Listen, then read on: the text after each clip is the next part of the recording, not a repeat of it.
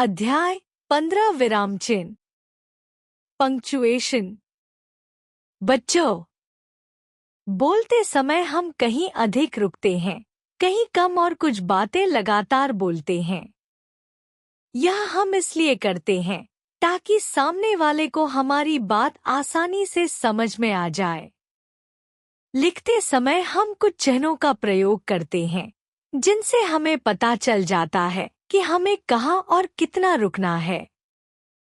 जैसे ऊपर दिए गए वाक्यों में एक चिन्ह का स्थान बदल जाने से वाक्य का अर्थ ही बदल गया है।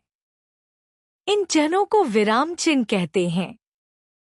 विराम चिन्ह लगाने से वाक्य का अर्थ समझने में सरलता होती है। विराम का अर्थ है रुकना। वाक्य में रुकने को दर्शाने के लिए विराम चिन्हों का प्रयोग किया जाता है। लिखते समय अपनी बात का अर्थ स्पष्ट करने के लिए हम जगह जगह रुकते हैं। रुकने के लिए हम जिन चिन्हों का प्रयोग करते हैं उन्हें विराम चिन्ह कहते हैं। कुछ प्रमुख विराम चिन्ह। पहला, पूर्ण विराम वाक्य के अंत में लगाया जाता है। दूसरा, अल्पविराम बहुत कम समय के लिए रुकने पर लगाया जाता है। तीसरा, प्रश्नसूचक प्रश्न पूछने के लिए लगाया जाता है। चौथा, विस्मयबोधक दुख, खुशी, आश्चर्य आदि भावों को व्यक्त करने के लिए लगाया जाता है। विराम चिन्हों का प्रयोग।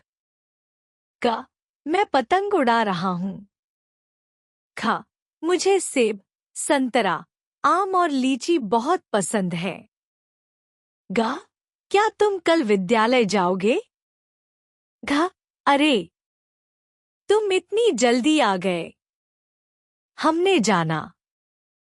वाक्य के बीच में या आखिर में रुकने के लिए जिन चिन्हों का प्रयोग किया जाता है उन्हें विराम चिन्ह कहते हैं।